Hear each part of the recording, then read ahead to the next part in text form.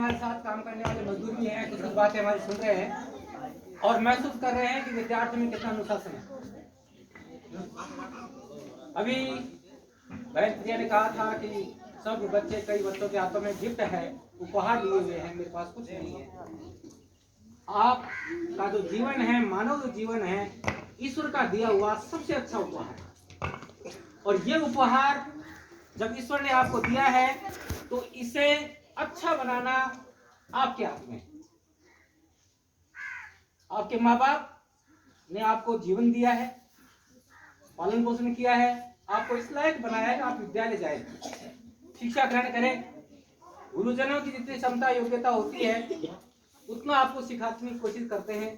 कोई भी शिक्षक ये नहीं चाहता कि मेरा शिष्य कमजोर रहे। इनकी मेहनत पूरी आपको समर्पित होती है। चाहे किसी प्रकार का शिक्षक हो, वो अपनी मेहनत पूरी करते हैं। प्यारे विद्यार्थियों, ये जो मानव जीवन है ये बहुत अनमोल है और इस मानव जीवन को अच्छा या बुरा बनाना अपने हाथ में होता है। और शिक्षा एक माध्यम है। उसने कहा है कि शिक्षा के कारण ही आप और हम यहाँ मिल पाए हैं। अगर हम शिक्षा ग्रहण नहीं करते, शिक्षक नहीं बनते, तो आपके सामने कब आते?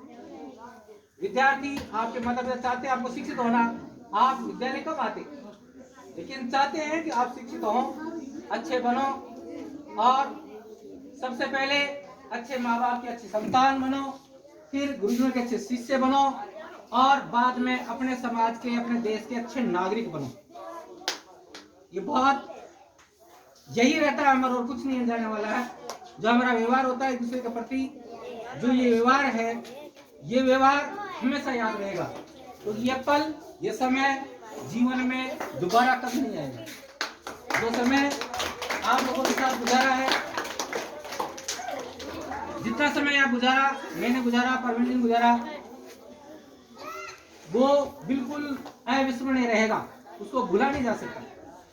क्योंकि मेरे जीवन का जो यहाँ 17 वर्ष 5 महीने लगभग मैंने बाड़मेर जिले में सेवा करके बिताई, और वो भी केवल 2 स्कूल।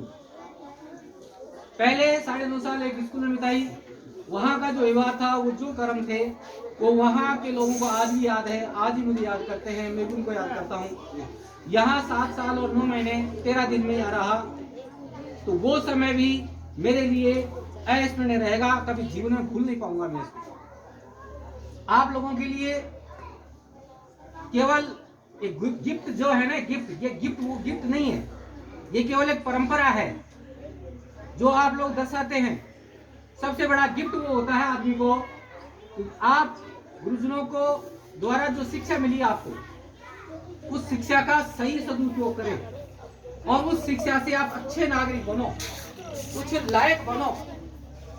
और बन करके जब आप कभी याद करते हो तो गुरुजनों का जो दिल है ना, वो आत्मा बिल्कुल संतुष्ट होती है। अपने माँ बाप की जो आत्मा है वो संतुष्ट होती है। जैसा मैंने आपको पहले कहानी बताई थी, जब एपीजे अब्दुल कलाम राष्ट्रपति बने थे तो शपथ ग्रहण समारोह में उनसे कहा कि आप जिन जिन को भी आमंत्रित करना चाहते हैं उनको आमंत्रण पत्र भेजें। तो एपीजे अब्दुल कलाम ने कहा, उन्होंने लिस्ट बनाई और लिस्ट में सबसे पहले नंबर था उनके जो पढ़ाने वाले शिक्षक थे, प्राथमिक कक्षा में प्राथमिक शिक्षक जो थे उनका नाम था। कई हो सकता है कई गुजर जाए, लेकिन कुछ तो जीवित रहते हैं। और उन्होंने जब ये नाम सुझाया तो वहां से टीम दिल्ली से चली, तमिलनाडु में रामेश्वरम में जहां वो जन्मे थे, उन्होंने शिक्षा ग्रहण की थी। उस स्कूल का रिकॉर्ड खंगाला गया और उनका नाम जब पता लगा कि वो वहां हैं, उपस्थित है, जीवित है, तो उनको शहर से आमंत्रण दिया गया और वो फिर वहां पहुंचे शपथ ग्रहण समारोह में। तो एक भारत का प्रथम नागरिक होते हुए उन्होंने अपने गुरु को, जो पहला गुरु होता है विद्यालय, प्राथमिक विद्यालय, प्रथम गुरु जैसे माँ है, माँ होती है सबकी, और शुरुआत जो नींव डालने वाले होते हैं, एक और एप्पल, अक्षर पढ़ना लिखाना, अक्षर ज्ञान कराना, जो शिक्षा कराता है वो सबसे महत्वपूर्ण होता है जीवन में। हमने जो भी आपके साथ समय बिताया है वो खैर जो पीछे शिक्षा दी गई थी, जिन गुरुजनों के द्वारा दी गई थी, उसी को आगे बढ़ाया है। और आपका व्यवहार हमेशा याद रहेगा, हम कभी भूल नहीं पाएंगे। स्टाफ साथियों का व्यवहार जो भी रहे, योगी जी उस समय में आया था तब प्रधानाध्यापक थे, उसके बाद में बहुत सारे स्टाफ आए, उनके साथ रहा, उनका व्यवहार मिला, वो कभी भूल नहीं सकते।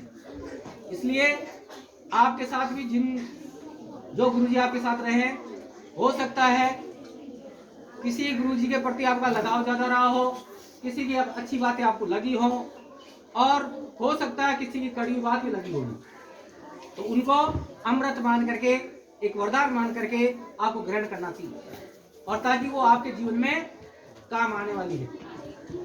इसलिए अपना जीवन सफल बनाना है, लक्ष्य निर्धारित करके, लक्ष्य को ध्यान में रखते हुए मेहनत करते रहिए। आपको सफल होने से कोई नहीं रोक सकता।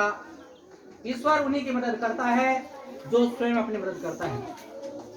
इसलिए हमेशा आप अपने कार्य करते रहिए और अपने विकास पथ पर अग्रसर होते रहिए, बढ़ते रहिए। हमारी दुआएं आपके साथ है, हम आपको शुभकामनाएं देते हैं। हम ईश्वर से प्रार्थना करते हैं कि आप अपने जीवन में एक सफल इंसान बनो, एक अच्छे इंसान बनो, ताकि लोग आपसे प्रेरणा ले सके और बच्चे आपसे धन्यवाद।